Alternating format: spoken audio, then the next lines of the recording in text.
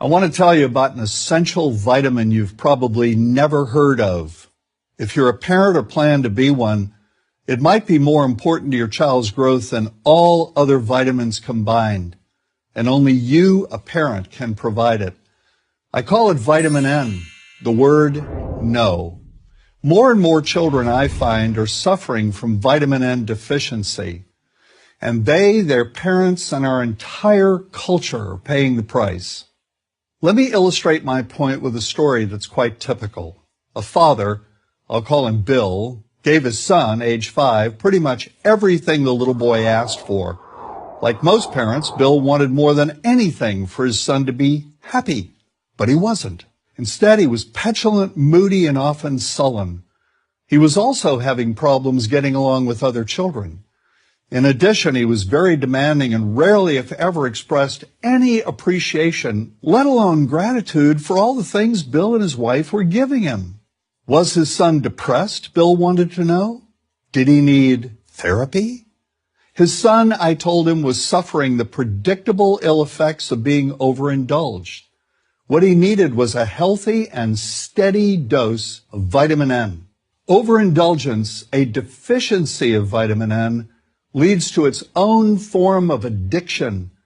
When the receiving of things begins to generate nothing but want for more things. One terrible effect of this is that our children are becoming accustomed to a material standard that's out of kilter with what they can ever hope to achieve as adults.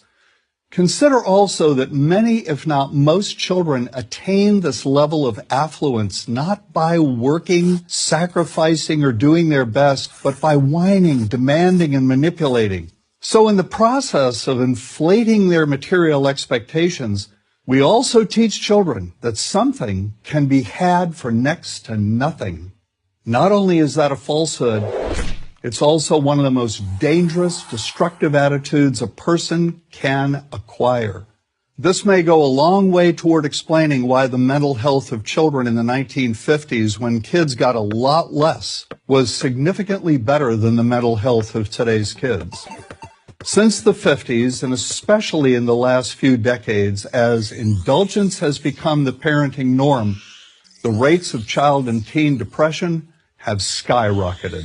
Children who grow up believing in the something for nothing fairy tale are likely to become emotionally stunted, self-centered adults. Then, when they themselves become parents, they're likely to overdose their children with material things. The piles of toys, plushies, and gadgets one finds scattered around most households. In that way, overindulgence, a deficiency of vitamin N, becomes an inherited disease. An addiction passed from one generation to the next. This also explains why children who get too much of what they want rarely take proper care of anything they have. Why should they? After all, experience tells them that more is always on the way. Children deserve better. They deserve to have parents attend to their needs for protection, affection, and direction. Beyond that, they deserve to hear their parents say no far more often than yes when it comes to their whimsical desires. They deserve to learn the value of constructive creative effort as opposed to the value of effort expended whining, lying on the floor, kicking and screaming, or playing one parent against the other.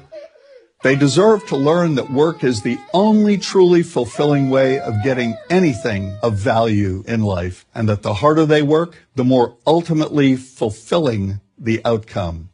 In the process of trying to protect children from frustration, parents have turned reality upside down. A child raised in this topsy-turvy fashion may not have the skills needed to stand on his or her own 2 feet when the time comes to do so. Here's a simple rule. Turn your children's world right side up by giving them all of what they truly need, but no more than 25% of what they simply want. I call this the principle of benign deprivation. No. Vitamin N. Dispense it frequently.